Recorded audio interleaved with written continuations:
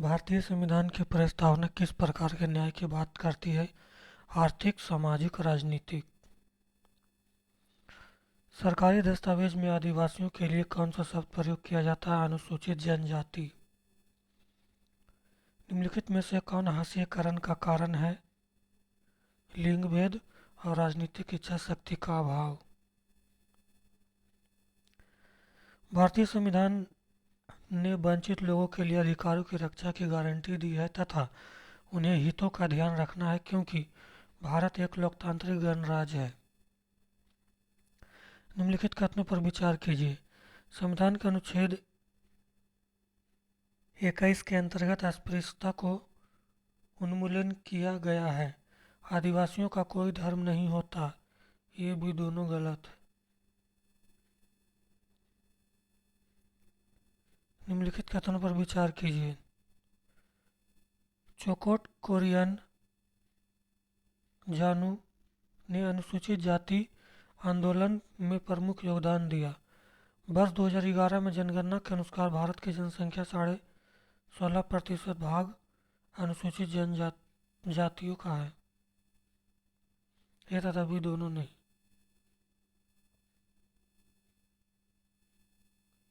निम्नलिखित में कौन अल्पसंख्यक समुदाय नहीं है? तामिल। दलित और आदिवासियों की रक्षा के लिए कौन सा कानून लाया? अनुसूचित जाति एवं अनुसूचित जनजाति अत्याचार निवारण अधिनियम 1989। निम्नलिखित कथनों पर विचार कीजिए। राष्ट्रीय अनुसूचित जनजाति आयोग एक संवैधानिक संस्था है।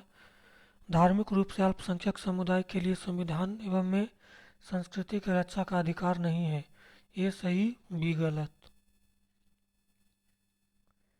निम्नलिखित में किस समुदाय के सामाजिक, आर्थिक एवं शैक्षणिक स्तर की जांच करने के लिए न्यायाधीश राजिंदर सचदेव अध्यक्षता में भारत सरकार द्वारा समिति का गठन किया गया? मुस्लिम।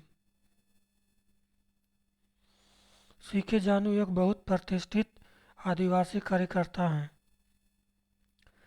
न्यूनतम वेतन अधिनियम निश्चित करता है कि वेतन एक निश्चित न्यूनतम से कम नहीं होना चाहिए।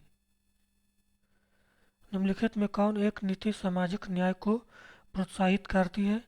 सरकारी नौकरियों में सूचीगत दलित जाति के उम्मीदवार को आरक्षण देना, न्यूनतम मेहनताना कानून पारित करना। ये भी दोनों। अत्याचार निवारण अधिनियम 1989 को निम्नलिखित में से कौन से समुदाय को न्याय दिलाने के लिए पारित किया था? आदिवासी एवं दलित। सरकारी शिक्षण संस्थाओं में अध्ययन तथा सरकारी संस्थाओं में नौकरी के अवसर सहयोग हेतु किन आधारों पर अपनाया जाता है? जाति, पारिवारिक आय और लिंग। बहुमत की निरंकुशता का अर्थ है एक समुदाय का संख्यात्मक प्रभुत्व। न्यूनतम वेतन के लिए कानून क्यों बनाया गया? यह सुनिश्चित करने के लिए मजदूरों को उनकी मजदूरी मेहनत का हिसाब मेहनताना मिले। मजदूरों को मालिकों द्वारा शोषित होने से बचाने के लिए।